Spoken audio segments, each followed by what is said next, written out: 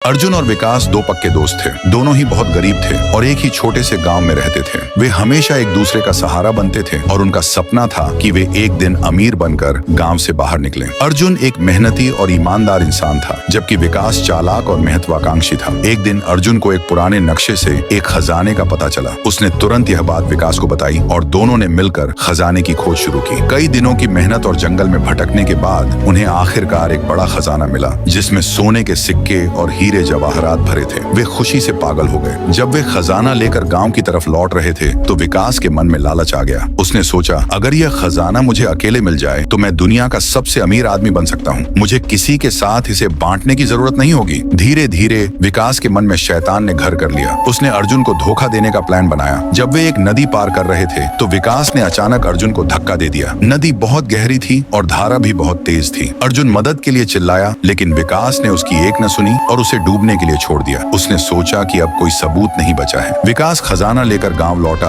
और शहर जाकर एक बड़ा व्यापारी बन गया। उसने बहुत सारा पैसा कमाया और ऐशो आराम की जिंदगी जीने लगा। लेकिन उसके दिल में हमेशा एक डर बना रहा। उसे हर रात अर्जुन की आवाज सुनाई देती, जो उसे मदद के लिए बुला रहा था। कई साल बीत गए और विकास बहुत सफल हो गया, लेकिन उसे कभी चैन नहीं मिला। एक दिन उसने एक बूढ़े भिखारी को अपनी दुकान के बाहर बैठे देखा। उस भिखारी ने विकास को देखा और उसका नाम पुकारा। विकास ने ध्यान से देखा तो वह हैरान रह गया। वह कोई और नहीं बल्कि उसका दोस्त अर्जुन था। अर्जुन नदी में डूबने से बच गया था, लेकिन उस दुर्घटना में उसकी याददाश्त चली गई थी और वह एक भिखारी की तरह भटक रहा था। जब अर्जुन की याददाश्त वापस आई तो उसे सारा सच पता चला। उसे विकास का विश्वासघात याद आ गया। अर्जुन ने विकास से उसका सामना किया और उसे बताया कि वह जिंदा है। विकास को अपने किए पर पछतावा होने लगा, लेकिन तब तक बहुत देर हो चुकी थी। अर्जुन ने उसे पुलिस के हवाले कर दिया और विकास को जेल हो गई। इस कहानी से हमें यह सबक मिलता है कि लालच इंसान को अंधा बना देता है।